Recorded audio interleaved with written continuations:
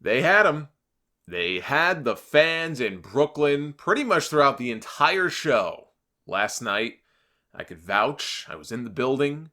Hot crowd, lively crowd, seemed to be enjoying themselves. Lost them a little bit during the tag team match with Aleister Black and Ricochet against Bobby Roode and Chad Gable. There was a wave, but then they won them back by the end. But then they got to the end of the show, and they completely lost the audience. They took a big, giant, stinky dump on everybody in the Barclays Center, and they lost the crowd by the end of the show.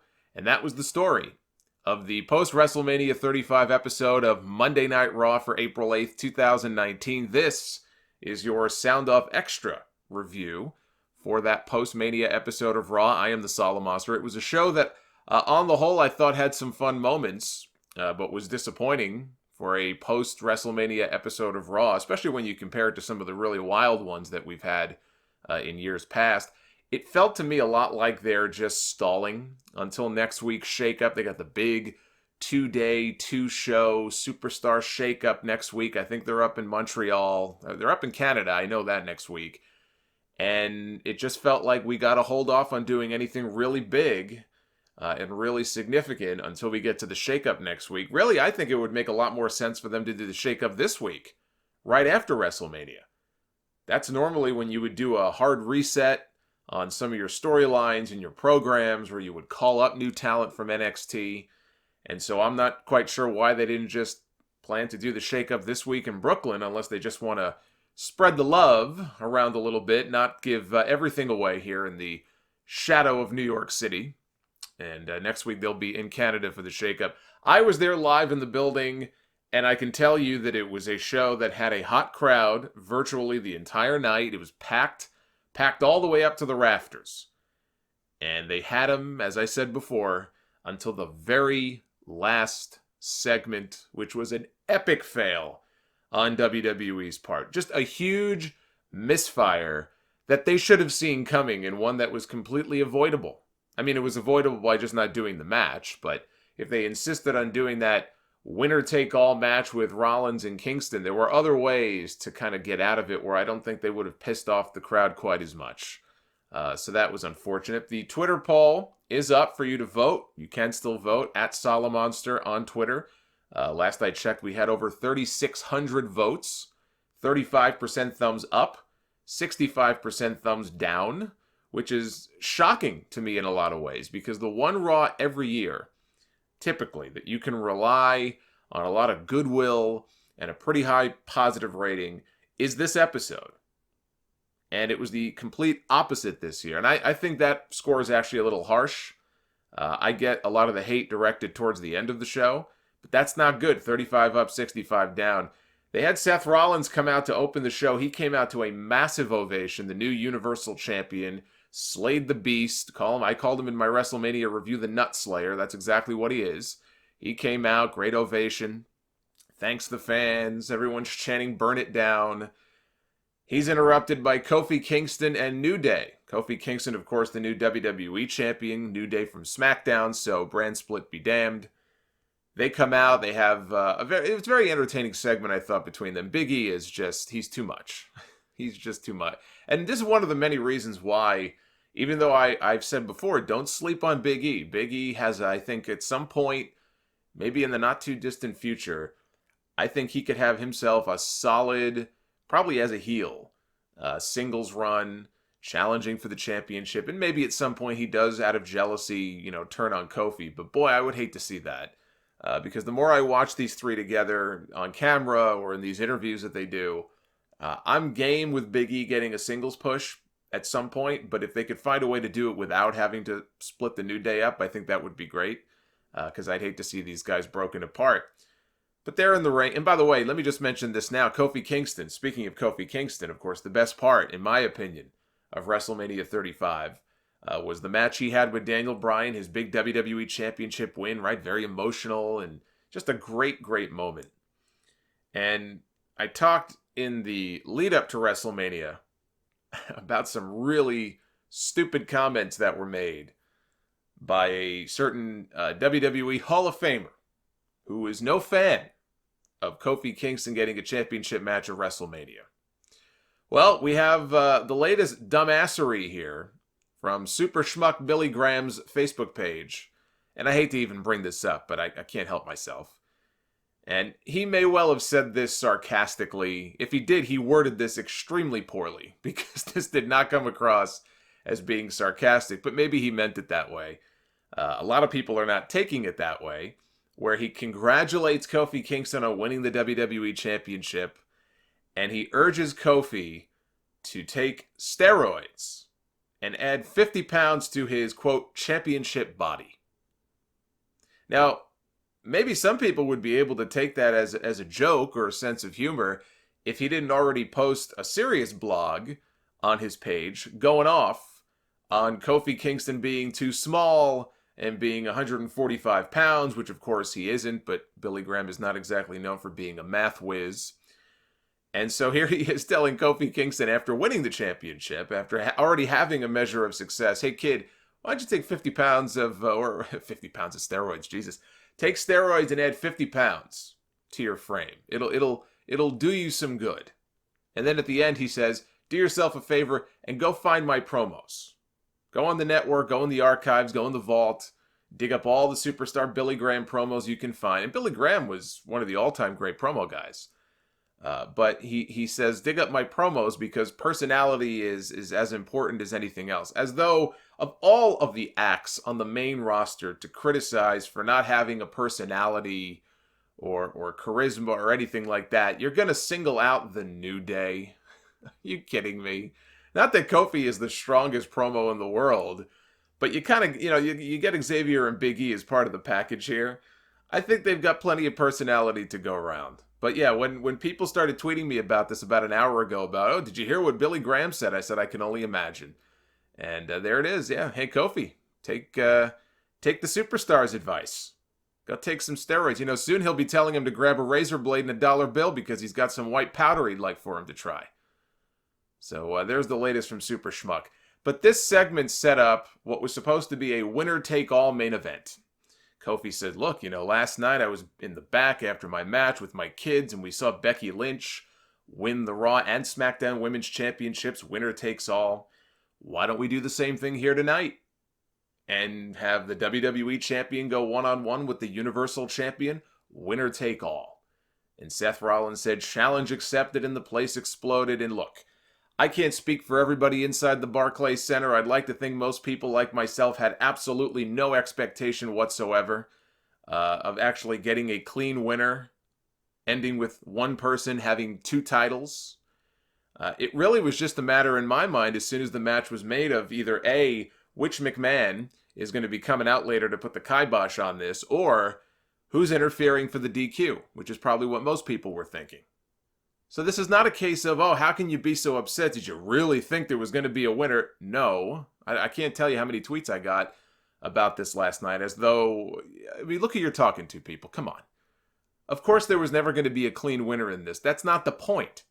They chose probably the worst possible option of all of the options. If they had to do this match to kind of get out of it, to get out of giving us a clean winner, they gave us one of the worst possible options. They gave us the dreaded random team interferes so that we can make a tag team match, playa.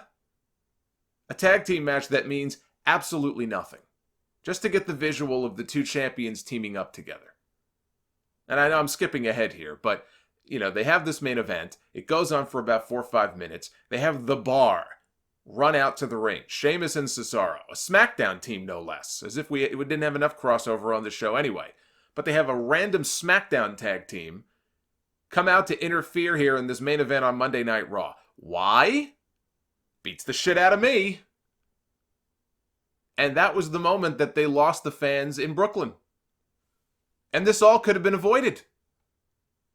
If they had to do this match, it's very simple. You let these two guys go out there. They gave them a lot of time. And when Kofi, I think, and Seth were making their entrances, it was about, 10:38? 10:39? They could have had these guys go out there, have a solid 15 to 20 minute match.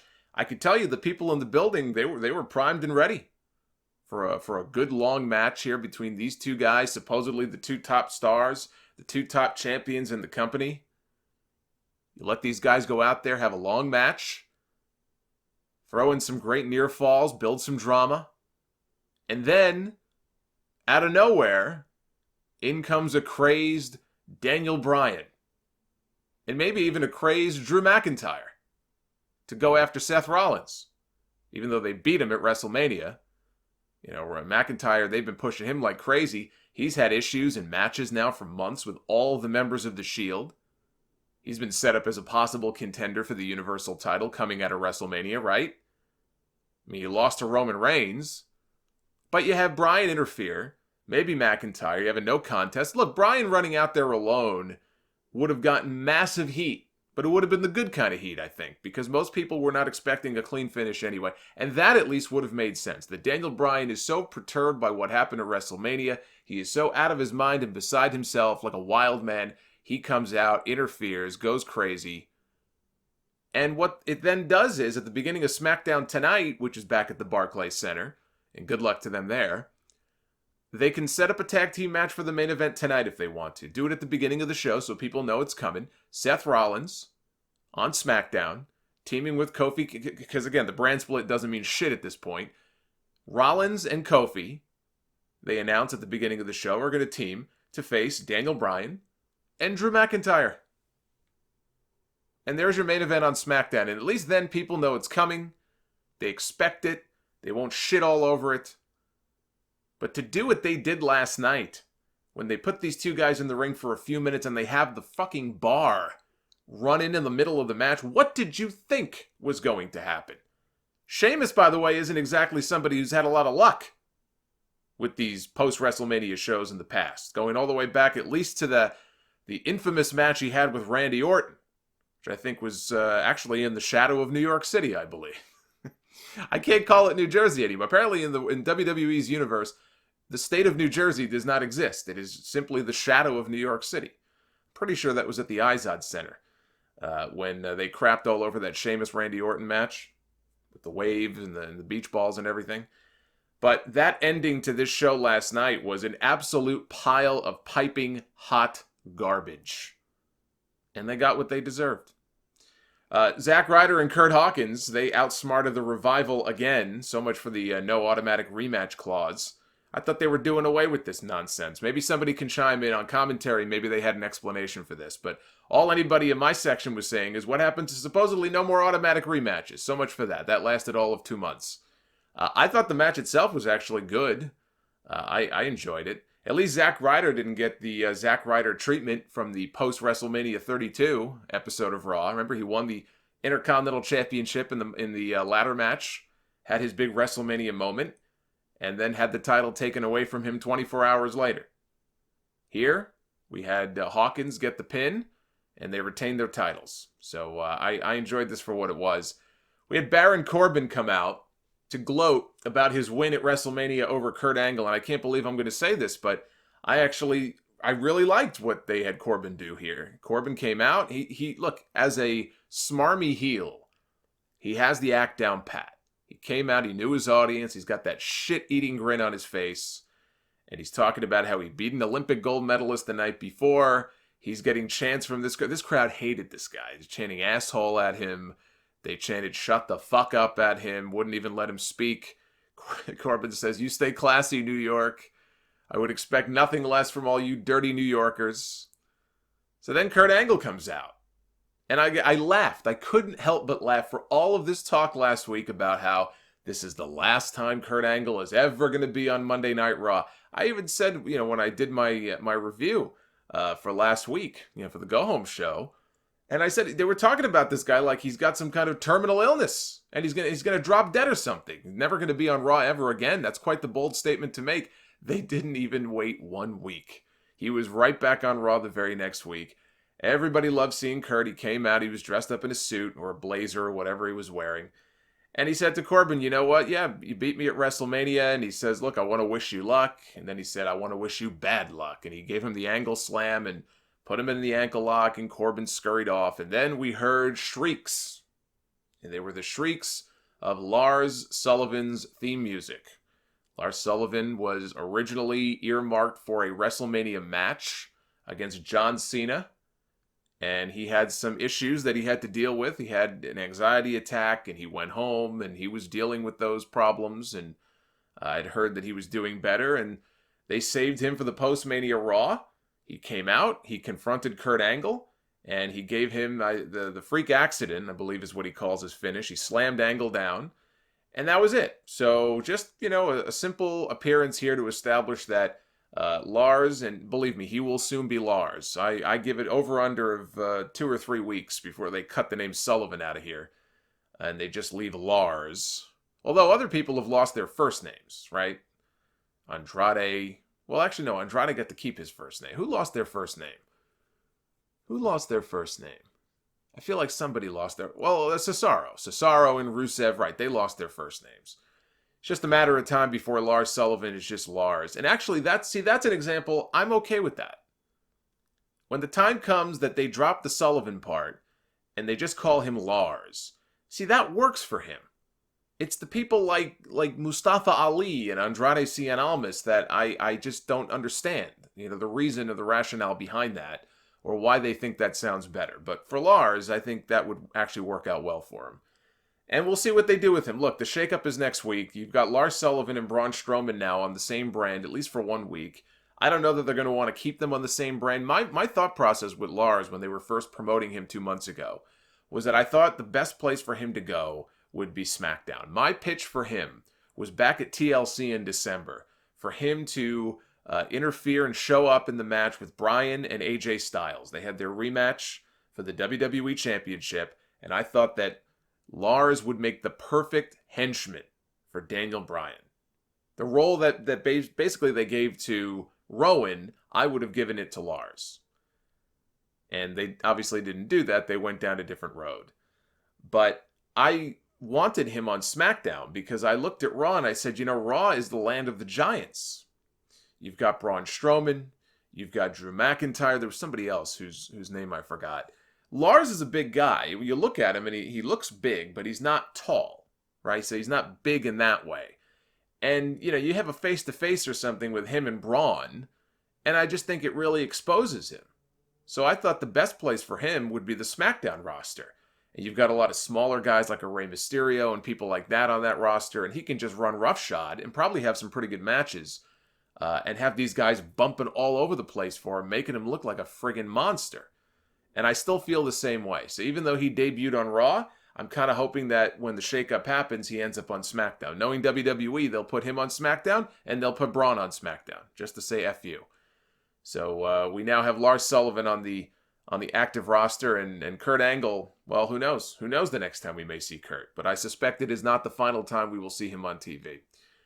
We had Alexa Bliss, who has not wrestled a singles match, I don't believe, since September. She's been dealing with injury issues in the past. I don't think she's been hurt recently. The great thing about Alexa Bliss being back in action is no more of these Moment of Bliss segments. I'm sorry. They were not... They were no Heartbreak Hotels. They were no Snake Pits. I think we could do without them. So she wrestled Bayley and beat Bayley straight up with her DDT finish. There was no Sasha Banks. It was just Alexa versus Bayley, and it was over pretty quickly. And I guess just a win to establish that Alexa is back in action. Nothing more, nothing less. I wonder if they'll split Sasha and Bayley with this shakeup. Because I don't know that they were ever intended to be a long-term team. So they put them together, they won the women's tag team titles, now they've lost them. Instead of just challenging for them again, maybe it's time to split them up. Maybe it's time for Sasha to go back to her old boss roots from NXT and go heel. Because it just feels like she's got nothing going on right now.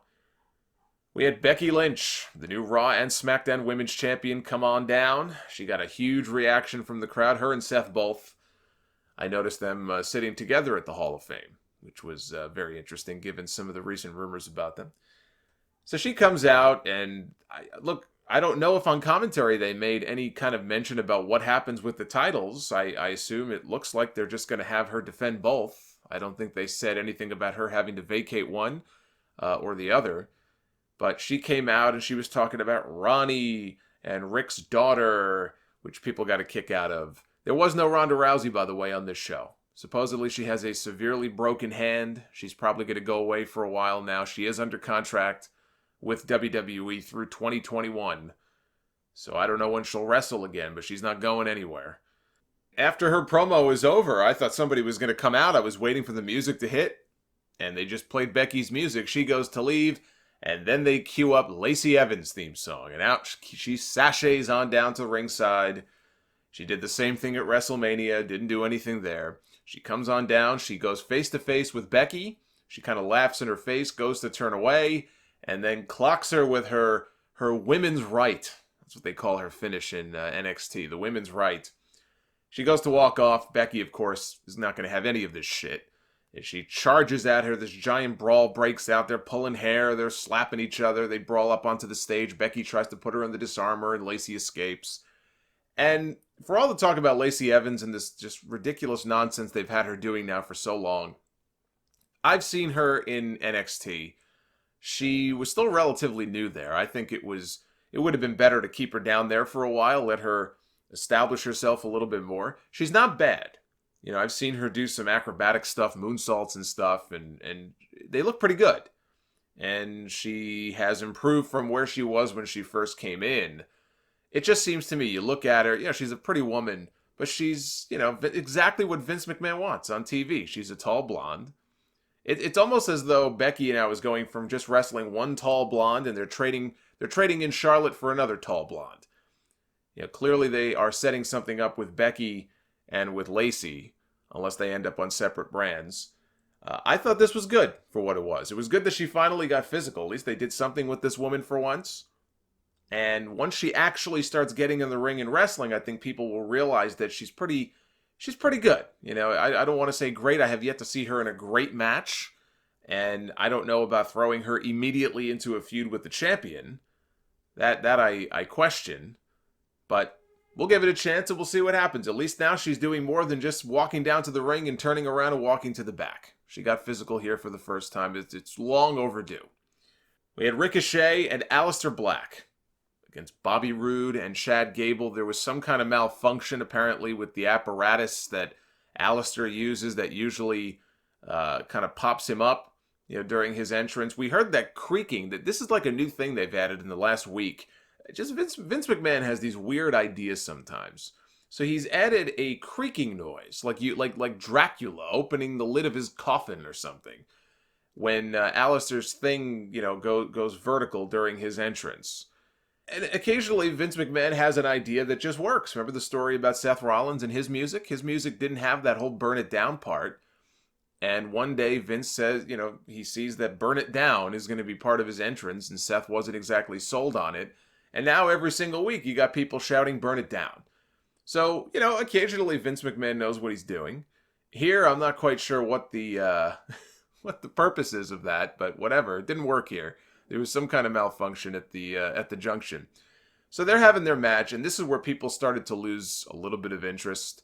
But by the end of the match, they won people back. Ricochet especially won the fans back. But if you heard a commotion, what it was somebody started a wave, which you knew on this show was probably inevitable. I wouldn't have done it during this match. But you could probably even see it on TV. They started a wave in the upper deck. It was going for a good while there. Meanwhile, these guys were having a pretty damn good match that ended with Black and Ricochet getting the win. Gable and Roode went for their neckbreaker moonsault combo finish, and it was Aleister who broke up the cover after they hit it. Gable hit the Chaos Theory, or went to hit the Chaos Theory on Ricochet, but Ricochet was able to kind of counter it or spin out of it, hit a code breaker for the pinfall and the win. And again, I enjoyed this match. I really did, and I especially enjoyed what happened after the match when Bobby Roode immediately knocked down Ricochet. Hit him from behind. He and Gable scurried off. Hopefully this is a sign of a heel turn. More importantly, a Bobby Roode heel turn. I don't know that anybody, maybe EC3, but EC3 never had a chance. I don't know that there's anybody on the current roster who, from the moment he debuted, has just screamed the need for a heel turn more than Bobby Roode. Bobby Roode is clearly not somebody that they are prioritizing as a single star on this roster. I don't care if it's a single. I don't care if it's as part of a tag team with Gable. This man was born to be a heel, and he has been severely wasted. Any potential he has been completely and utterly wasted ever since he came up on SmackDown for the very first time. I don't know why he was a babyface. I stupidly assume the reason for it maybe was, well, we'll bring him up as a babyface for a few weeks or a month, and then it'll be a slow build. Something will happen or whatever, and he'll slowly turn, and eventually he'll be a heel. That was what? A year ago? A year and a half ago? It feels like forever. Hopefully this is the sign of a full-blown heel turn, because if anybody in this company desperately needs it, it's Bobby Roode. As for Black and Ricochet, I think they need to be split up next week in the shakeup. And I think they will be. I think that's one of the splits that we're going to see next week. They put these two together, I assume, because they wanted just to introduce them to the audience, right? They just wanted to establish them on the main roster. And what better way to do that than to have them teaming up? We'll put them in the tag team division. They can, highlight all their big moves and everything. And if they're together, maybe we can stick them in a tag team title match at WrestleMania, get them on the card. That's exactly what they did. Fine. Up to this point, I think is a short-term deal that's worked out nicely for them. Long-term, these two are not meant to be a tag team. And here's the other thing. They have had a less than stellar last 7 days. So think back to the go-home Raw last week. They failed to win the Raw tag team titles from the Revival on Raw last Monday. They failed to win the NXT tag team titles from the War Raiders at TakeOver on Friday.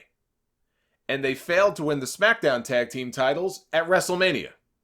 That's 3 totally different sets of tag team belts that they have failed to capture in the last 7 days. Actually, less than 7 days. I don't think they're cut out for this tag team stuff. Although I have to say, their match with the War Raiders at TakeOver was absolutely fantastic. Just a great match. Second best match. Well, you know what? I can't even say that. That's how good that TakeOver show was last Friday. The main event was, I think, the best NXT match that they've ever done, even better than Gargano and Almas.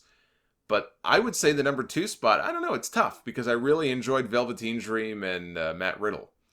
I just enjoyed that fucking show, man. If you ask me what was the show of the entire WrestleMania weekend, of the key ones, right? I mean, there were so many different shows. I didn't see 80% of them, probably. But between TakeOver, the G1 Supercard at MSG, WrestleMania, easily best show of the weekend, NXT TakeOver. I think that just blew everything else out of the water. We had a very weird vignette. It was brief, but we saw a box. There was some smoke or steam coming up from it. And out popped I guess, since I assume this is a Bray Wyatt teaser, I guess it was like a buzzard or a vulture. Looked like a fucking dinosaur. Popped out of this box, was kind of looking around. It looked like something out of a Saw movie that Jigsaw would love. Maybe Bray's coming back with a new puppet gimmick. Maybe Rocco is going to be coming back. Who knows? They're going to try something new with this guy. He's been gone long enough. God bless him. They're going to keep trying. I'll keep saying it. It doesn't matter what character or what gimmick or what prop or puppet or whatever you want to give Bray Wyatt. The most important thing, if he's going to come back and they're going to push this guy, is that he wins. Because if he comes back and he's got a sock puppet on his hand, or he's going to make all these idle threats and cut these promos, these creepy promos, that may well be very good, none of it means a damn thing if he goes out and just loses. And that was the key with Bray Wyatt and why it just didn't work. They would start and stop with him. He would talk a big talk, but then he wouldn't be able to deliver. He'd lose. If he's going to come back and they're going to do the same thing with him, they may as well just cut him loose. The key is to rack up some wins. That is the most important thing. And this puppet nonsense, we'll see where it goes. Obviously, it's one night, it's one vignette. It was creepy enough, it's got people talking about it, but let's see what the next one is next week. We had Dean Ambrose against Bobby Lashley. Lashley and Lio Rush came out. They were promoting this, by the way, as Dean Ambrose's final WWE match, at least on TV. I don't know if he'll still do house shows, but he's got another month or so or 3 weeks left on his contract. But they promoted this as the final match in WWE for Dean Ambrose. And Lashley came down to the ring and he had a mic and he said, look, I know this is your final match and don't worry, I'll take good care of your wife. That was a great line. Everybody reacted to it and Ambrose went nuts. They brawled outside. They brawled up the ramp. They brawled onto the stage. But in the end, Lashley put Ambrose through the announce table as Dean's wife ran off in terror. Put Ambrose through the table, and that was it. That was it. Lashley and Lio Rush left. Renee Young went over to check on her husband and comfort him. And that was the entire segment. Quite the televised send-off here for Dean Ambrose. But you know what? He's doing things the right way. He's putting people over on his way out. You know, he's leaving the territory, so to speak. And I guess this is how they want to use him. This is how they want to... And I'm sure part of it also is the last thing they want to do if they know he's going to end up going somewhere else, wherever that may be. Because I do think he is going to end up going somewhere else. The last thing they want to do is book him to win all of his matches and keep him looking strong. You know, like with like Kurt Angle at WrestleMania. Like, my big beef with that, it was not so much that he lost. It would have been nice for him to win, and I don't think you have the same fear with that situation. Oh, he's going to win at WrestleMania and do what? Go back to Impact? He's not going anywhere. But it was less a matter of, oh, Kurt lost and what a terrible thing than just having an issue with who they put him with. You know, in this case, what they're doing with Ambrose, you know, I makes sense to me. I don't have really an issue with it. They've tried to convince him to stay. He clearly is not happy. He clearly has no intention of staying. He's going to leave. Is he going to go to AEW? I don't know. But he will likely end up somewhere else. I don't see him sitting on his ass at home doing nothing, eating Cheetos for the next 6 months, although what a life to live that would be. So we'll see what happens with Dean Ambrose going forward, but he's doing the honors on the way out, and they've had him losing to Drew McIntyre and now, you know, being laid out by Bobby Lashley. They're trying to get these other guys over because these guys are staying and he's not, so it makes sense. Although this would not be the true send-off that Ambrose got here on this show. I'll get to that a little bit later. They showed Sami Zayn in the back making his way out, so they kind of spoiled that surprise. He came out after the break, got a great reaction from the crowd. We haven't seen him in about 9 or 10 months. I think he had rotator cuff surgery, I believe. Some kind of injury that he needed surgery for. And he said, look, clearly I wasn't on WrestleMania, and so if you're not on WrestleMania, the best thing to do is to come back the night after WrestleMania. And he put out an open challenge, and Finn Balor accepted. The new Intercontinental Champion. We found out this would be for the Intercontinental title. And so this is why they will never have a proper ranking system here on this show, which I've advocated for before. I've said that they really should have rankings. I'm not talking those bullshit WWE stupid rankings that don't mean anything, like non-binding. I mean, like, come up with an actual ranking system where you have a top 10 for each of your top titles and have a top 5 for every other title in the company. And, you know, if somebody is listed at number 4 out of 5 and you want them to become the number 1 contender, what do? You have a match. You have a match between whoever's number 4 and whoever's the number 1 contender, and have number 4 beat number 1 and leapfrog to the front of the pack. At least there would be something. There would be some kind of like a visual to look at, like a chart or something, and people could follow along with the rankings online, and it would mean something, and it would kind of make sense. Sami Zayn comes back, and on night 1, he's wrestling for the championship. Okay, well, whatever. But they went on. They had a pretty damn good match. They went about 10 or 11 minutes. Of course, in the end, Finn Balor gets the win. I didn't think they would take the belt off him this quickly. And we are left in the ring with Sami Zayn and a microphone. Now, up to this point, Sami had been acting like a total babyface. Everybody is happy to see him back, and he kind of danced on down to the ring. Actually, when he made his entrance, he took a pratfall. I assume that was done on purpose. Maybe it wasn't, and he just covered for it really well, but no indication that he was coming back as a heel until the match was over. And then he grabbed the microphone and he said, you know what this loss made me realize? This made me realize how missed I was. And everybody cheered and they agreed. They did miss the guy. And he said, but you know what? I didn't miss any of you. And I think people liked him even more. Even though they could kind of see it coming, they liked him even more for saying that. They were laughing. He said, I don't like you. He goes, WWE is a toxic environment, and it's not due to the company. It's not due to the talent. It is due to you. It is due to you and me, the fans. He goes, I'm happy with my life. I'm fulfilled in my life. All of you are unfulfilled. You have meaningless lives. All you want to do is criticize so that you can feel important. I said, boy, I think I know the identity now of the person who's been posting these comments on my YouTube page.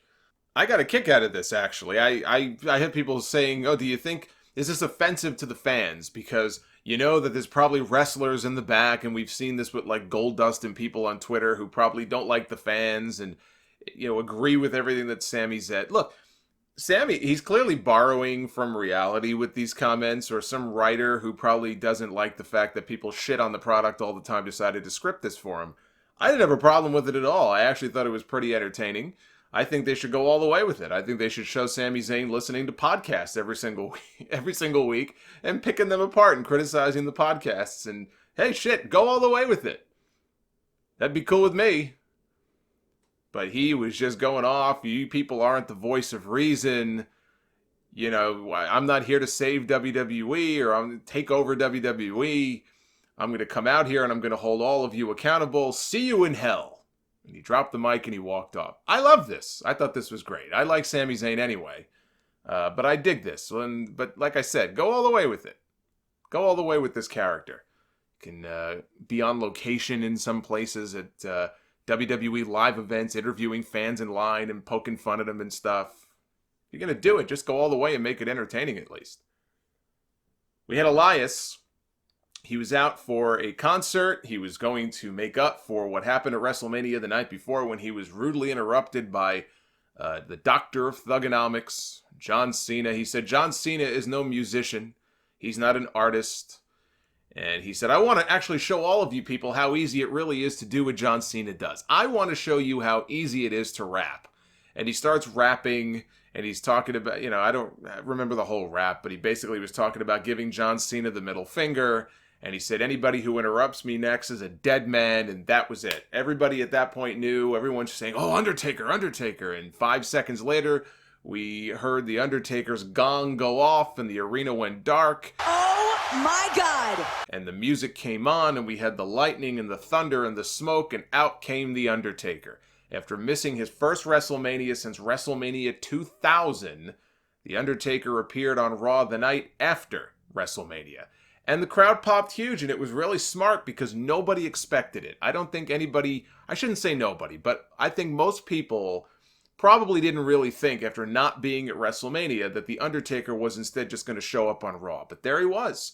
And to his credit, you know, he took the jacket off and everything, and physically, you know, he was moving around okay. He looked good. His hairline, that's a different story, but you could see it's going farther and farther back here. I think at some point, probably very soon, we'll have to go back to bald Undertaker. But physically, he looked good enough. He didn't struggle getting Elias up for the chokeslam or the tombstone or anything. He laid him out. And I have to assume that this probably sets up a match between them for the Saudi Arabia show in June. There was going to be one in May. I think it's been pushed back now to June 7th. I think June 7th? Whatever that Friday is. And Undertaker is supposed to be on that show. If he's going to wrestle anybody, Elias would make sense. Look, for the live crowd and probably the people watching at home, they love this segment. They love seeing The Undertaker. And I don't have an issue with Undertaker doing stuff like this. Because at this point, the guy is an entrance. I don't mean that as a slap in the face, but people go nuts for the guy's entrance. And once the bell rings, I don't know how many people are overly excited to see Undertaker in long matches anymore. You know, you keep his appearances brief, you keep them short, he comes out, and everybody gets to see him, and maybe he just chokeslams somebody and he leaves. I don't have an issue with that. That's fine. So as far as what they did here, I thought it was a nice little treat. It was one of the best parts of the entire show as far as, you know, popping the crowd and giving people a reason to cheer. The exact opposite of what they did in the main event, which was supposed to be winner-take-all WWE Champion Kofi Kingston against Universal Champion Seth Rollins. Again, I think very few people expected a legitimate, clean, decisive finish here in this match, but what they opted to give us about 4 or 5 minutes into this match was the Bar coming out and running in and causing the DQ. The first person they attacked, I think, was Kofi Kingston. I was shouting the same thing other people in my section were shouting, which is that should be a disqualification win for Kofi Kingston, which means that Kofi Kingston right now should be the WWE Champion and the Universal Champion. Kofi Kingston should have both titles right now. But they ended up, I think, beating up both guys, and they fought them off. And you could see just a mile away where this was going. And once people realized where they were going with this, they completely turned on the entire show. They did not win this crowd back until the post-show when Ambrose came out. They lost them for the rest of this segment right up until they went off the air. And that sucks. Because aside from that one wave during the tag team match with Roode and Gable, they had the crowd largely in the palm of their hand throughout the entire show. The crowd, being there live, I can tell you, was very loud and very energetic pretty much the entire way through.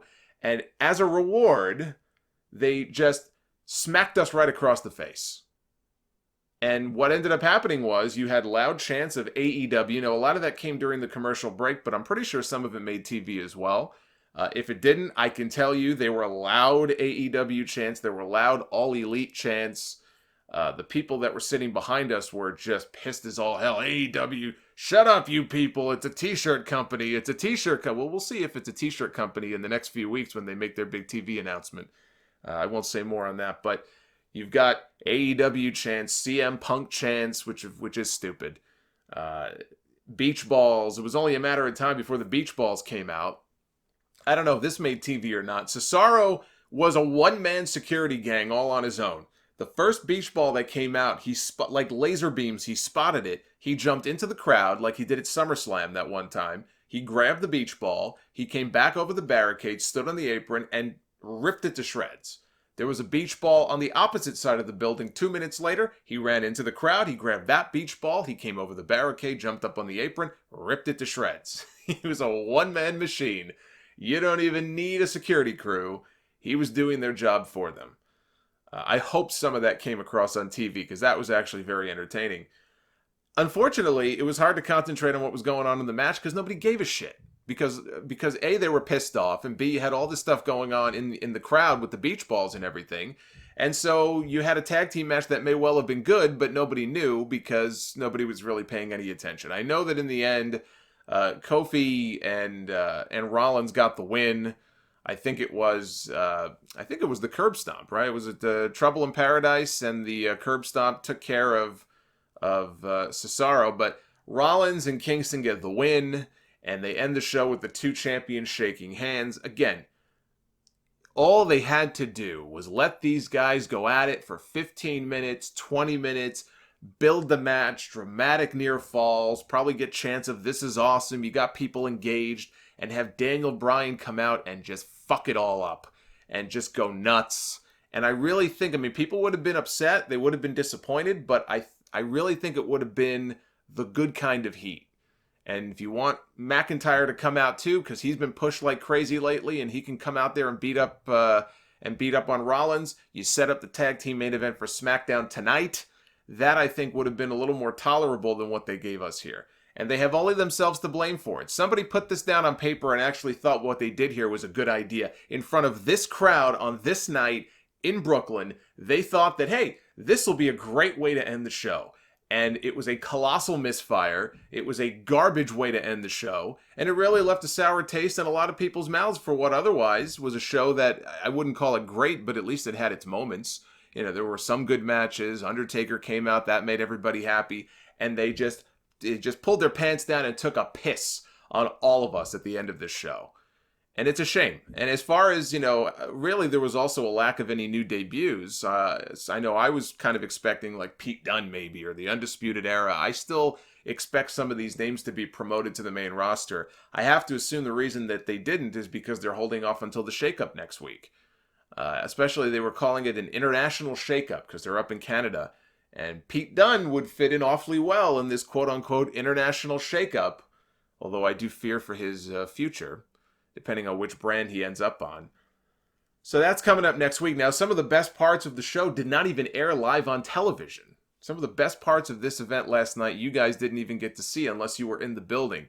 So early in the night during one of the commercial breaks, they had a contest. And I actually think this is really very entertaining, and hopefully they're doing more of this at their shows to kill time when they go to commercial. They had this female announcer. She was the blonde female announcer you probably saw later in the night doing backstage interviews. I don't know her name, but she was in the crowd. She had two kids, two what looked like elementary or maybe middle school kids on either side of her. And they're going to have a contest to see who can guess correctly the most number of WWE nicknames? Shockingly and disappointingly, one of the nicknames was not the Dreadlock Dynamo. Surprised they didn't mention that one, because the Dreadlock Dynamo is now the WWE Champion.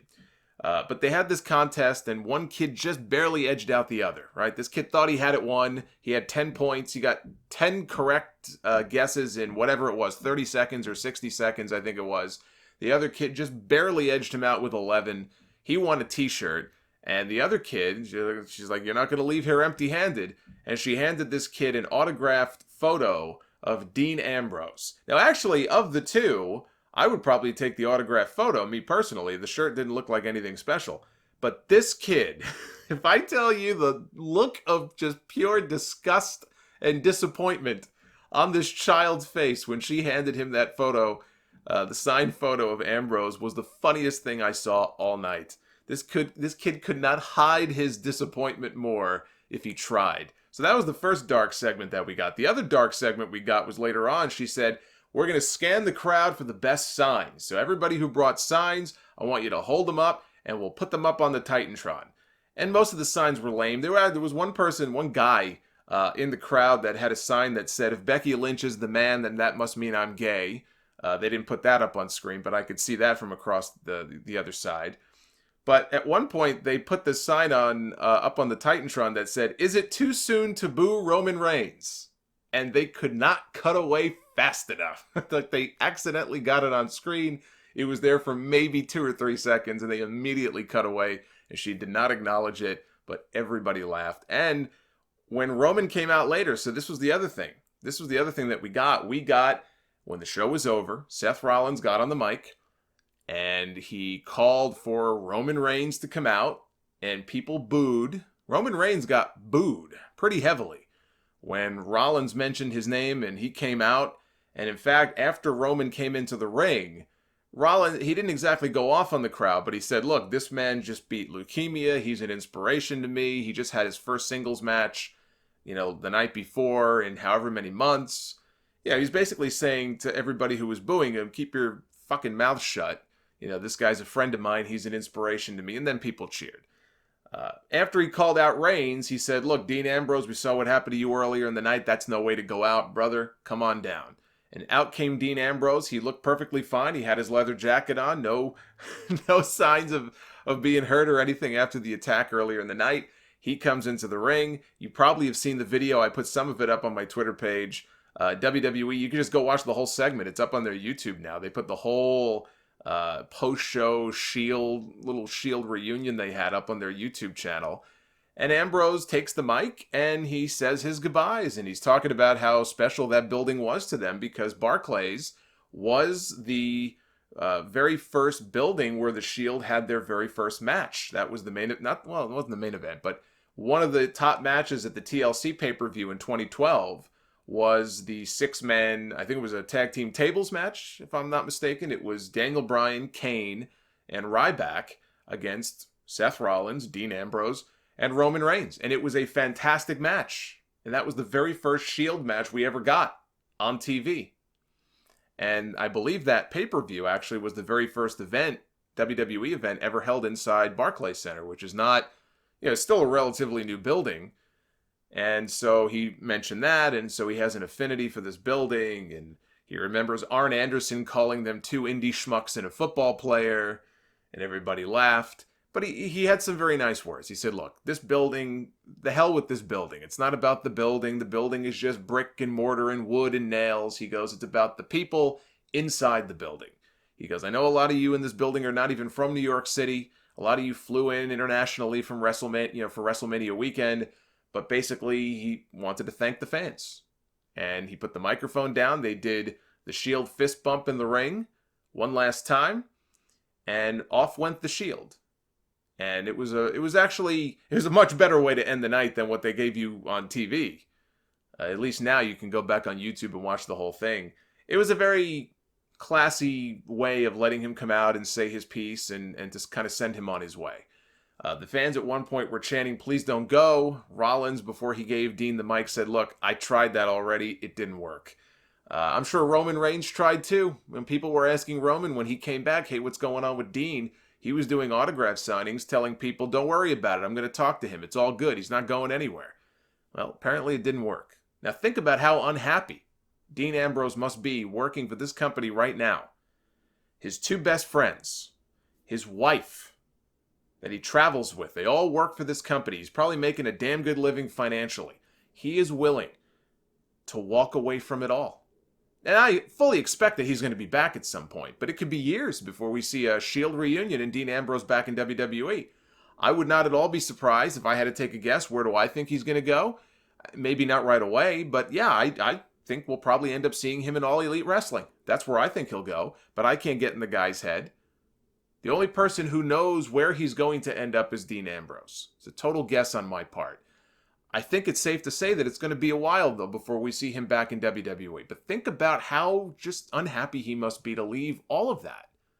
This great cushy job that he's got surrounded by the people that are most important to him. And I'm sure they made him a damn good offer to stay. God knows what kind of perks and money they offered him to stick around. And he has just stood his ground. He's done all of the jobs and all the things they wanted him to do on the way out. They've embarrassed him on TV. They've laid him out practically every single week. The guy last night, Bobby Lashley, comes out and basically says, hey, don't worry, I got your wife. Your wife's going to be well taken care of. And how did that segment end? With Dean Ambrose laying on the ground. But he's done everything they've asked of him. And that just I think it just speaks volumes about where his head is at and how he feels right now about being in WWE. But this was a very nice send-off they had here at the end to what overall I think was a good show, but not exactly what you would expect from a Raw coming off of WrestleMania. And I do think they held back a lot because of this shakeup coming up next week. And I think the shakeup would have been more appropriate to have this week and not next week. Don't forget to go back here on the channel. I have my full WrestleMania thoughts. My WrestleMania review from MetLife being in the stadium is up. Over an hour of that is right here on the YouTube channel. That went up yesterday. I am probably going to push that review out to the feed for everybody who listens in iTunes and Spotify and all that. So if I do, that'll be episode 594, which means this Sunday, back to normal. That'll be episode 595. Please check out the full shows. The full podcasts go up every Sunday. If you've never checked one out before, I think you might like it. I will see you back here real soon for more content on YouTube. Until then, be well, stay safe, have yourselves a great week, enjoy SmackDown tonight, and I will see you for 595 this weekend. Take care, guys. The Solomonster sounds off. Harlem Heat 2000, Techno Team 2000, LOD 2000, WrestleMania 2000. Anything as a rule of thumb with 2000 in the name, you know it sucked. The Solomonster sounds off. Available wherever you hear podcasts, including iTunes, iHeartRadio, Spotify, and coming soon, Pandora. Want more content? Visit youtube.com/The Solomonster for sound off extras and more. And follow The Solomonster on Twitter @Solomonster. Solomonster. Put that cigarette out. Solomonster sounds off.